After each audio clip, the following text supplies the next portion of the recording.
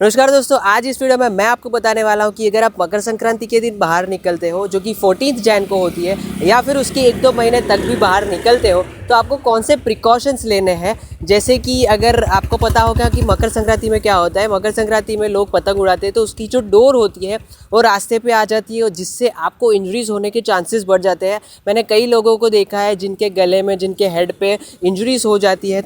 आपको इन सब से कैसे बचना है, क्या क्या प्रिकॉशंस लेने हैं, तो इस वीडियो को एंड तक ज़रूर देखिएगा। अब प्रिकॉशंस पे जाने से पहले मैं आपको एक चीज़ बता दूं कि अगर आप 14 जैन यानी कि मकर संक्रांति के दिन निकलते हो बाहर, और स्पेशली अगर आप गुजरात से बिलोंग करते हो, तो मैं आपको ये रेकमेंड करूंगा कि आप बाहर ना निकलो अनलेस अगर आपको कोई अर्जेंट काम है, कोई ज़्यादा ही रिक्वायरमेंट है। क्योंकि उस दिन तो बहुत सारी पतंग उड़ती है और बहुत सारी जो डोर होती है वो रोड पे होती है। इसी वजह से आपको जो है वो मैं रेकमेंड नहीं करता 14 जैन को निकलने का। पर उसके बाद 1-2 महीने तक तो आप घर पे नहीं बैठ सकते, मैं मानता हूँ।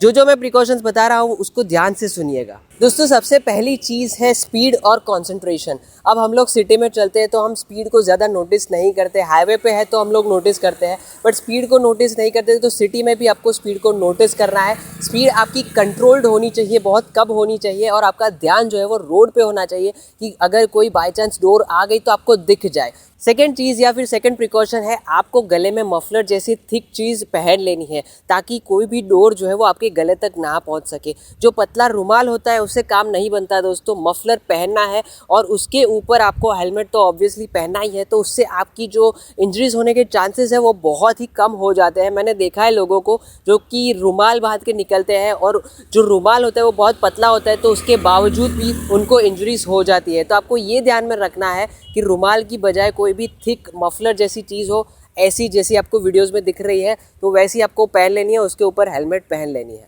थर्ड प्रिकॉशन आपको लेनी है दोस्तों कि ये जो आप ब्रिज देख रहे हैं वीडियो में, उसके लेफ्ट साइड पे स्लम एरिया है, तो यहाँ से लोग पतंग उड़ाते हैं और ये जो पतंग की डोर है वो ब्रिज क्रॉस करके आती है। और मेरे ही दोस्त को यहाँ पे डोर लग गई थी। तो ब्रिज पे आपको ध्यान में रखना है कि आसपास के जो अगर रेजिडेंशियल एरिया है या फिर स्लम एरिया है तो वहाँ पे आपकी स्पीड जो है वो कंट्रोल में होनी चाहिए। और जैसे मैंने पहले बताया, आपके पास मफलर और हेलमेट होना चाहिए।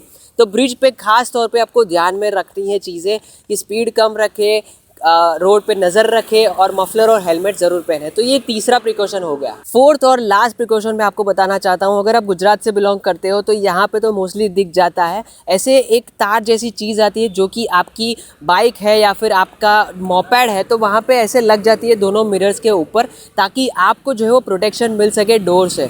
तो अगर आपके सामने कोई डोर आ जाती है तो ये जो तार है उसके आगे वो डोर फंस जाएगी और आपको जो है वो प्रोटेक्ट कर लेगी। So I was talking about this thing. ये जो है वो मिरर्स पे लग जाता है, ये तार जैसा है, आप देख सकते हैं, ऐसा वर्टिकल रहता है और इससे आपको प्रोटेक्शन मिल जाएगा। आप गुजरात से बिलोंग करते हो तो मैं आपको रिकमेंड करता हूँ कि प्लीज़ लगवा लीजिएगा। तो ये 4 प्रिकॉशंस मैं आपको बताना चाहता था मकर संक्रांति के दिन या फिर उसके 1-2 महीने तक। अगर आप स्पेशली गुजरात से बिलोंग करते हो तो 2 महीने तक आपको फॉलो करनी है ये चीज़ें, तो ही आप डोर से बच पाओगे और आपके चांसेस बचने के बहुत ज़्यादा बढ़ जाएंगे। तो अगर आपको ये वीडियो पसंद आता है तो प्लीज़ इस वीडियो को लाइक कर दीजिए, शेयर कर दीजिए, सब्सक्राइब कर दीजिए हमारे चैनल को। See you in the next one. Thank you so much. Bharat माता की जय।